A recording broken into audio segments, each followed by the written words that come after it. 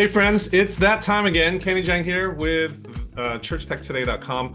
We are here for a special episode. I've gotten permission to wrangle a special guest. I call him the czar of the AI hackathon. Nick, welcome to the show. How are you doing? Thanks, Kenny. Man, I'm doing really well. Excited to be here. Why don't you share with the audience, what do you do? Why are you here? And just give a sense of your background. Yeah, I get this question from my wife a lot. What exactly do you do here? So I'm on the leadership team for the AI in the Church Hackathon.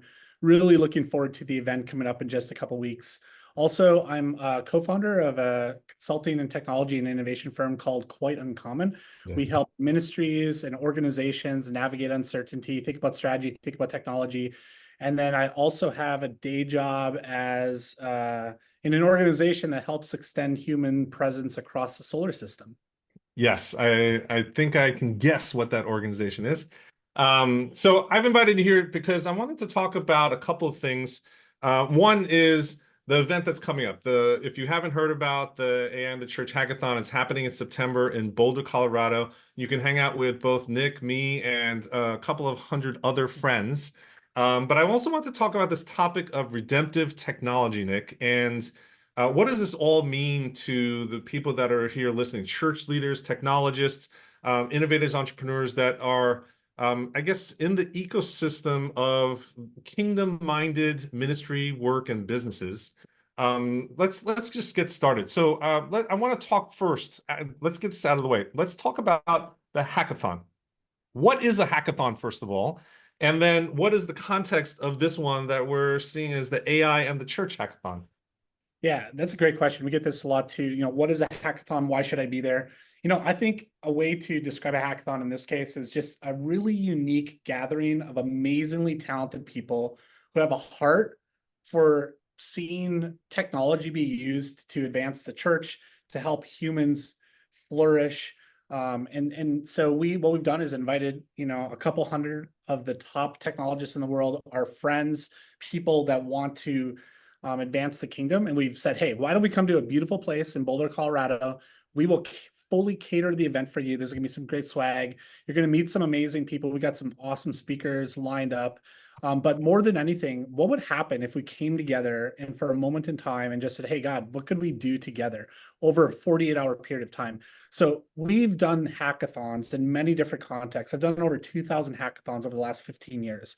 And there is something special about the time constraint, about staying up late, about having a common challenge, and just getting together with some friends and saying, let's build something. And it's really a catalytic moment that we'll look back on and say, man, well, where were you? Were you in Boulder that weekend that Kenny and Nick and others got together and we were thinking about AI and technology and the mission of the church? So that's the best way I can describe a hackathon. And by the way, it's not just for software developers or coders or hackers. It's for everybody. We want designers and project managers and anybody with a heart who wants to be part of this.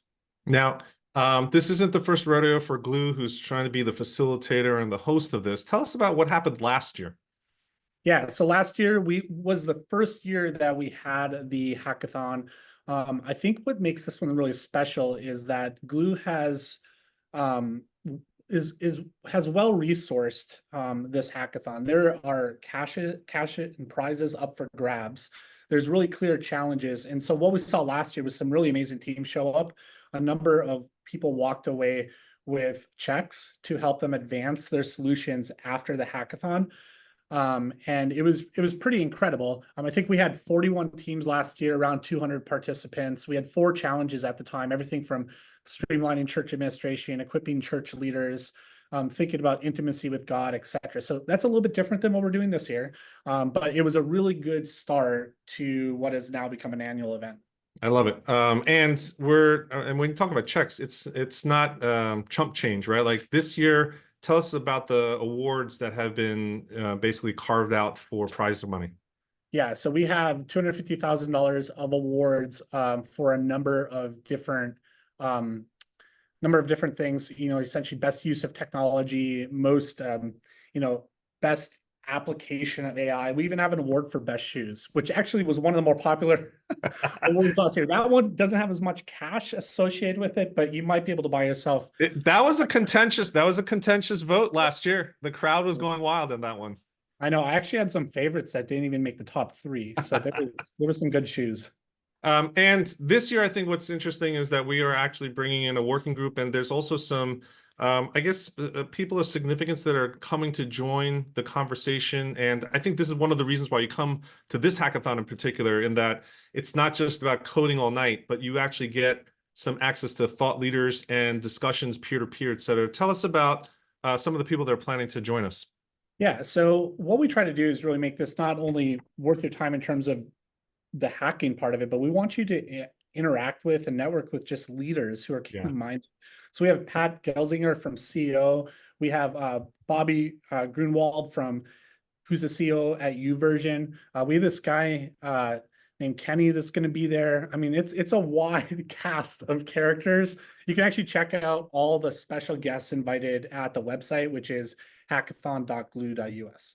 Yeah, I love it. I mean, having the CEO of Intel, having the CEO of YouVersion, Ed Stetzer's is always a pleasure to be with. There's all these people. I think that is just interesting to have a convergence of, again, thought leaders across verticals that are all trying to resource, support, and see flourishing across the kingdom. I think that's a sweet spot for what's going to happen in Boulder this September. Now, just practically, very practically speaking, we're going to convene and come into town, and then the kickoff is on Friday afternoon, right? And Yeah, then Friday evening, 5, 6.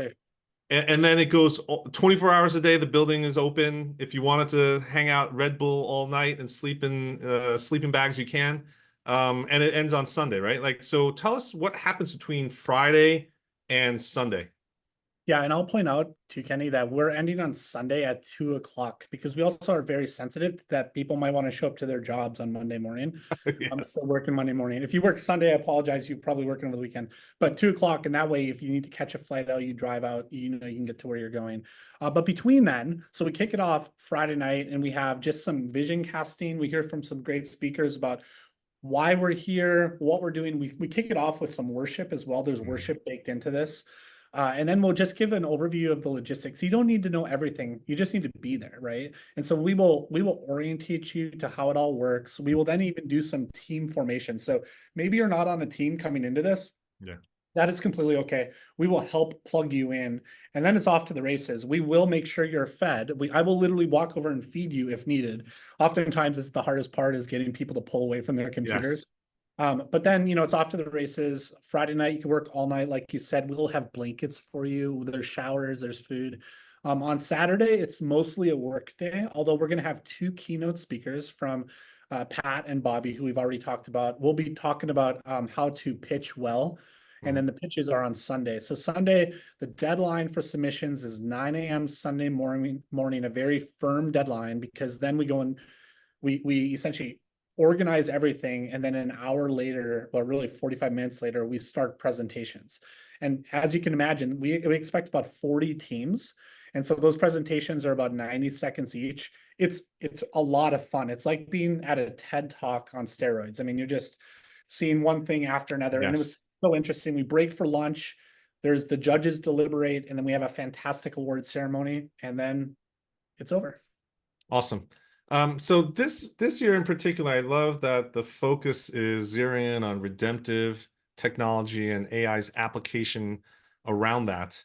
Can you tell us a little bit about redemptive technology, or just this approach of how God has gifted us with technology? How might we actually, as leaders, redeem it for His good?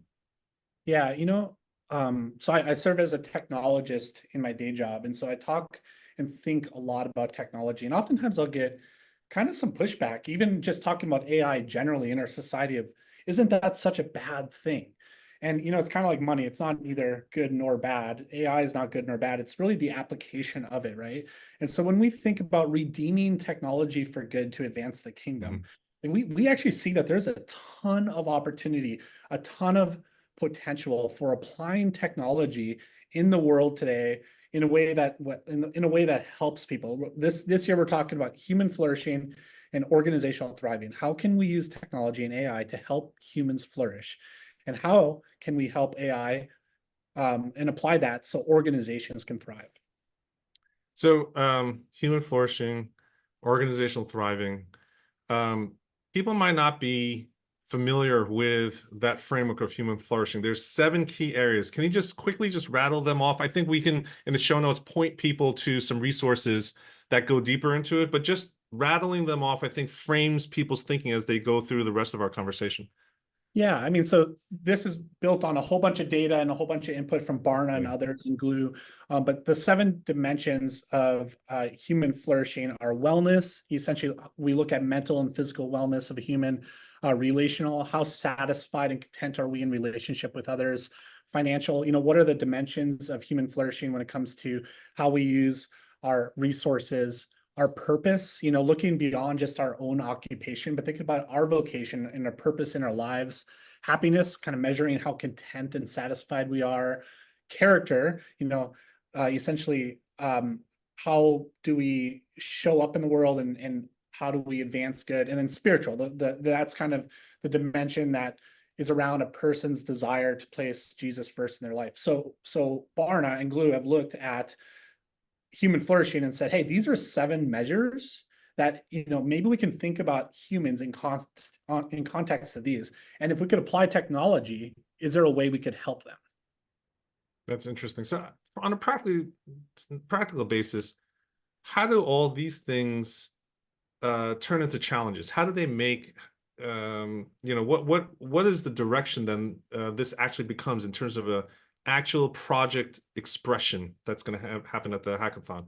Yeah, so what we do is we take those basic frameworks, because there's 7 dimensions of the human flourishing, and then Yeah. there's 15 dimensions of organizational thriving. So not to go into those, you can read the stuff that we'll put in the show notes. But what we do then is we turn these into challenge statements, and we have a document on that we can share with everybody.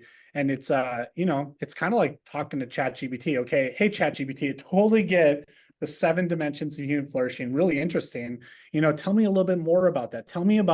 Give me some examples of like how I could apply AI to this. Like, what are some of the things I could build? And from there we come up with things like, what if we had an app that was a faith-informed financial wellness advisor? Mm-hmm. We do something there. Or what if we had an AI-driven wellness companion, whether that's an API or an app or a website or something in between? And there's a lot of different things you can do with it. And so we try to give everybody a little bit of an example of how they might apply it, but these are not meant to be prescriptive ideas, right? These are just inspired ideas so that hopefully you can build off of that. Gotcha. So when people come, hopefully they'll be able to frame an actual project or functionality, a new functionality in a tool that's pre-existing, and focus it around those lenses, basically. Right. Tell us a little bit about the judging. So there's a panel of judges. Can you share with us at this point who's on the judging panel, or what factors they're actually thinking about in terms of criterias and factors when they're judging the candidates that are going to be pitched on Sunday morning? Yeah, so I'm gonna reserve sharing who the judges are, but they'll be awesome judges just in case that changes. I will tell you just some of the criteria and the factors kind of that the judges will be looking for. So Yeah. you think about it in kind of 5 categories, right? So you develop a solution over these 48 hours, you present it in 90 seconds, right? So you have to be able to quickly communicate your concept and your product. Essentially, how does this thing that you built address the challenge we've asked? We want to make sure it makes sense. How innovative is it? Is it just a copycat of something else, or did you actually take a novel step forward? What is its potential impact? And then how did it apply AI? And there's a lot of different ways to apply AI. So we want to understand how you use AI. And then finally, and importantly, presentation matters. So how well did the team communicate in 90 seconds what this app is and how the impact it has and how it applies AI, and did they do it in a creative way?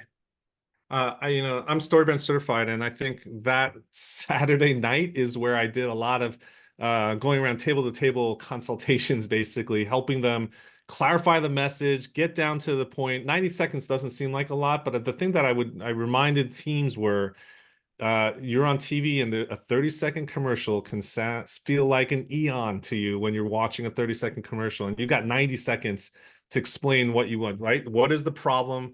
How are you solving it? What's the transformation? All that kind of stuff is easy if you're able to just crystallize what you're trying to convey. So I think that's one of the reasons why, Nick, that we don't want just coders in the room, although coders can be good communicators. There is room or need for people that have some business-minded experiences or strategic analysis. And I would say, maybe you can help me with this. Looking back at last year even, what are the different types of roles outside of someone who just knows how to code? Like, what are the things that people valued in terms of having teammates to be part of the team that just weren't, serious developers? Yeah, that's such a good question, Kenny, because it's so important, right? To have somebody who shows up that has Yeah, some sort of organization. I mean, you have a yeah, lot to do in 48 hours. Number two, somebody who can communicate. And the communication style can be different. I mean, you yeah. could do a skit if you wanted to. I mean, so usually these are video presentations. So do you have somebody, a graphic designer, that can turn some of your concept art into, a presentable video? And then you have, everybody in between. There's, think about any team you're part of. You kind of maybe have the technical subject matter expert, but there's a lot of other people that make the world go round, that are the glue in the organization. So who are those people? Who's the person that's running errands even, right? Right. There's a role for everybody on a hackathon team. And I'll point out, like you think about entrepreneurs and startups, you might build the greatest technology in the world, but if you cannot pitch it to your investor going up an elevator a couple floors, you might have lost your Yeah, opportunity. So part of a hackathon is the ability to not just build the technology, but to communicate why it matters. that's awesome. Um, Here's one question that I've gotten recently talking to people who are excited about the idea of the hackathon, but are pausing or has reservations for booking their flights to get there.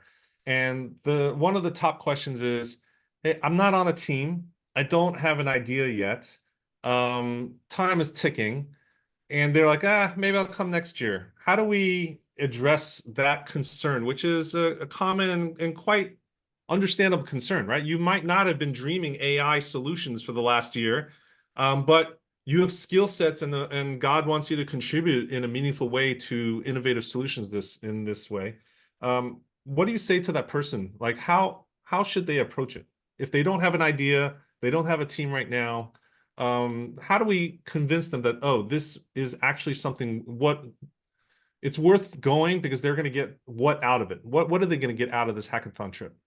Yeah, I mean, I'll just say show up, right? I mean, you're an amazingly talented person. Make some time and space and capacity in your life for this. Don't opt yourself out. If you don't have a team, don't worry about that. We're actually going to do team formation on night one. Every single person will end up on a team. Every hackathon I've ever been to, everyone ends up on a team. It is a bit of an anxiety inducing thing when you kind of like, I don't know, it's unknown. Last year, some of the winning teams were formed by people who just showed up at the Yeah, hackathon. yeah, I actually had a student from one of my organizations that I'm part of that was like, I'm not sure if I should come to this or not. And he showed up, met another person. He was able to just learn a ton over the weekend. He wasn't like a professional coder, right? But he aspired to be one. He showed up, joined a team, they won a prize. It has absolutely changed the trajectory of that person's life. And that's incredible.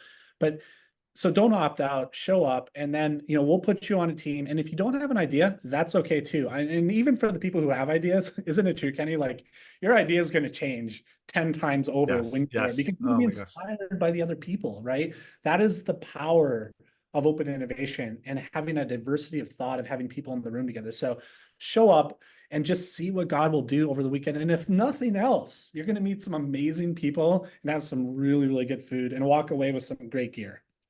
I think the meeting of like-minded, forward-leaning peers, I think, is just one of the biggest values of the experience. I think it's an unintended consequence for many people who go there, but I think it's almost like flipped. Like that actually is the prize, that it's not just working on some project that might turn into something, that's commercially available or that's implemented in a ministry, but like just finding your people and actually being inspired by what other people are doing in this space. I always say in an innovation front like this, and we've seen many innovation fronts come along. No one knows it all. And the best way is to do hashtag learn together, right? Like you have to trade notes with what you're seeing, what other people are seeing. And I think this is one of those communities that have huge potential to be able to connect to the right people so that we can all encourage each other, right? It's basically all of us are trying to do good in our own spheres of influence. It can be a lonely piece, and coming together is just one of the best ways to accelerate that for each of us. That's so well said. I mean, even if you think about like who are the top 100 people that are thinking about the application of AI for Yeah, ministry, like could you name them? I mean, it's a small group, right? yeah. Let's come together and encourage one another.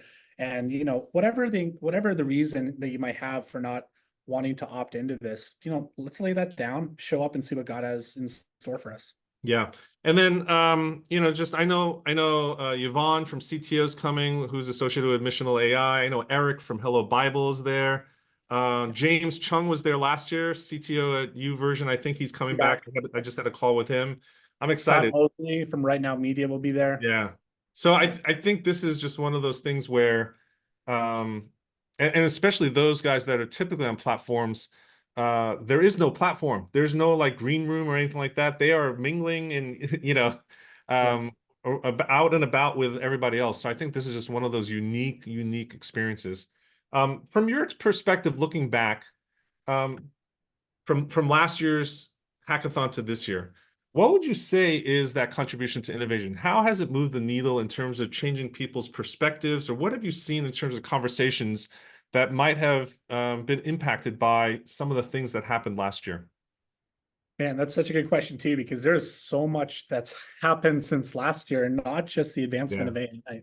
I was actually looking back at some of the stuff from last year. I'm like, oh man, that feels like that was so long ago because so much technologically has changed. But also, like I mentioned before, people's trajectories in their own lives have changed. People have changed jobs because of the hackathon. People have started new, ventures because of the hackathon. People have networked, and that has resulted in a number of new things.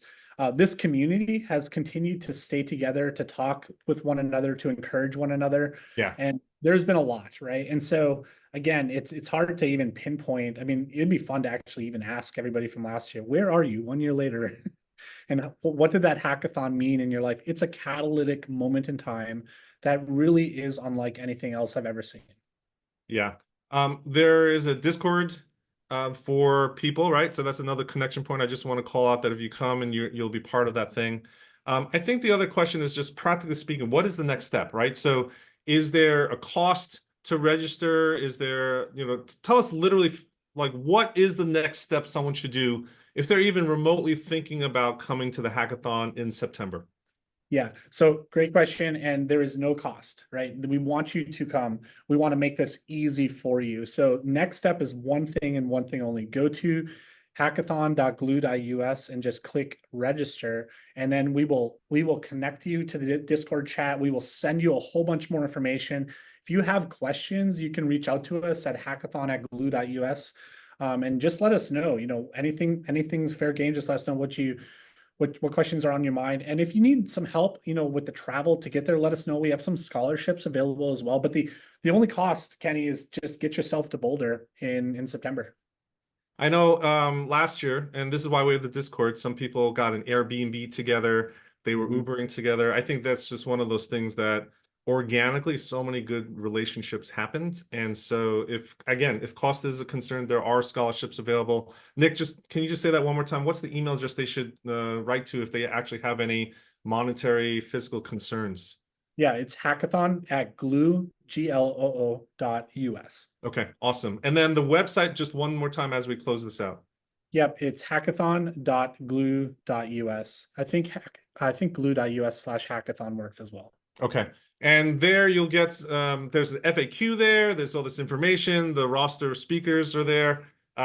Nick's nice, shiny little glamour shot is there and his bio. And Yours I is would too. love, yeah, I would love to see you in Boulder with us September 13, 14, 15. And if you're even not able to make it this year in terms of like you have a conflict that week in particular, would you, reach out to us anyway and just let us know, because we want to make the connections outside of this event. I think we're serious about seeing innovation and encouraging you wherever you might be in terms of influencing your organization, starting something new, etc. And this goes for all categories. I just want to call this out, Nick, that we have people coming as individuals, people who are part of a church, people who are part of a product or startup or a business, and then people part of ministries and nonprofits, right? We have teams coming from actual organizations as well. Am I missing any other category of people there? No, that's it. Yeah. And so that, I think, is one of those things where it is a diverse gathering. And so one of those things that you have to say, am I the type of person to show up there? Yes. The answer is yes. If you're interested in innovation, you're interested in AI, even if you're early on the AI curve. Last year, I invited someone from one of the larger churches in the country. He just came and sat and just watched. And so he had a time to sit down with, I think, about 15 or 20 teams throughout the weekend to hear and listen to what is capable with AI. And now he's back in his ministry, trying to do some AI projects with their church. They're a larger, significant church with thousands and thousands of people. And so just imagine all the learnings, the efficient learnings that he had by coming and then being a part of this community and going back home, being able to use that to have his own AI stuff flourish there. So that reminds me, Kenny, there was actually, you may not just be, a student or just wanting to learn how to code. You might be a leader in a ministry or in an organization. You can show up too. Last year, there was a CEO of a large ministry. Oh, yeah. Yeah, I was like, Nick, I'd love to come, but I can't code. I'm like, great, just come. And the amount of networking and ideas that person left with, that he's now applying that back in his own ministry, has been phenomenal. So we really encourage anybody, truly anybody, to join us at the hackathon. Awesome. Well, thank you so much for spending some time out of your busy day, Nick. We will be back probably with some more information. Again, reach out to me at kenny@churchtechtoday.com. You can also email hackathon@glue.us. Nick and the team is reachable that way as well, and we'd love to see you there. If you have any questions, reach out to us, but otherwise, tune in next time in this next video here at Church Tech Today.